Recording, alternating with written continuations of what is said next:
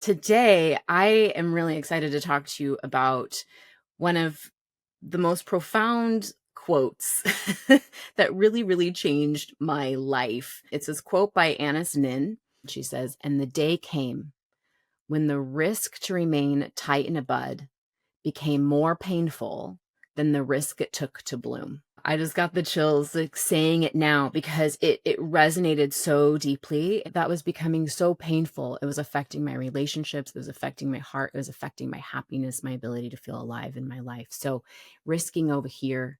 And this risk over here looked to me like letting myself be seen, being honest, speaking my truth, softening instead of fighting. I'm Jessica Amos, helping you learn to stay with yourself. I heard this quote back in 2011, 2012, when I was going through what I call like my second phase of awakening and healing.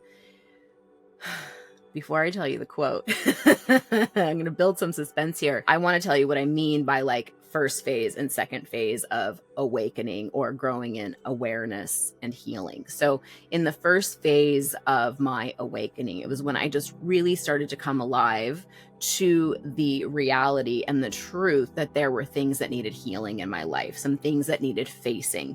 You know, we come into the world and we grow up in this world and we're raised by our caretakers and we are put into school systems and society and all this stuff. And there's all this unconscious conditioning that happens in all these ways that we've unconsciously built survival modes and methods around ourselves and our lives. And there's nothing wrong or bad about that. But I reached a point when I was in my early 20s and I was about to give birth to my first child that I realized I couldn't give her anything I couldn't give myself. And I wanted to give her more than what I was willing to tolerate in my own life. So I call that like my first awakening, when I really actually started to awaken to all the pain that I had been carrying that I had never faced before. So it was actually quite a time of quite a bit of pain and grief and just coming alive to myself and my own desires, my own needs at that time.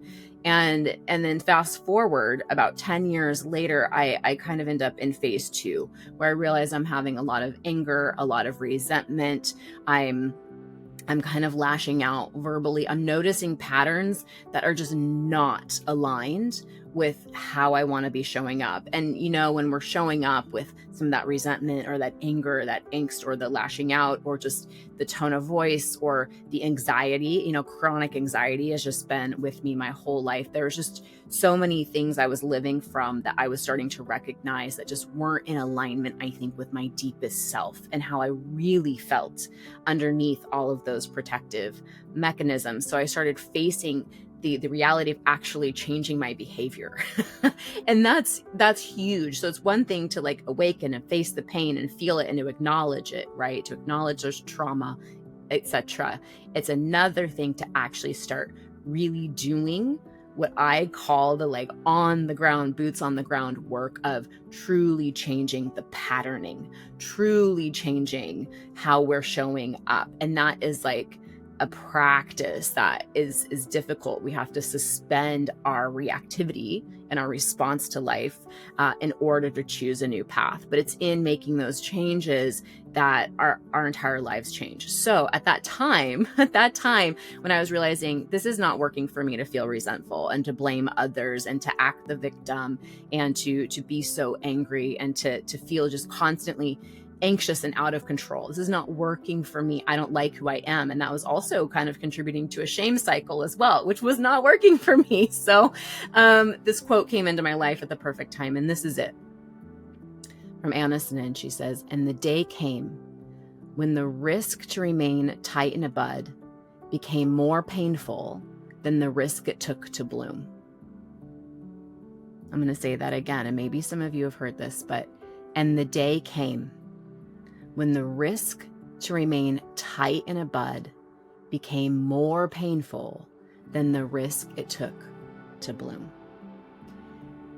And I just got the chills like saying it now because it resonated so deeply in my heart and in my soul at the time. And I really want to share it with you here in terms of boots on the ground, actively changing maybe how you're responding, how you're speaking, how you're showing up in life, really wanting to bridge the gap between how you've been and who it is you are deep inside, and becoming and living from this deeper self as opposed to this defended and guarded and small self, right? So that quote alone gave me the courage of the day came when the risk to remain tight in a bud, it was so painful. It was becoming so painful to be so defended and so guarded and in victim mode. Like, it became so painful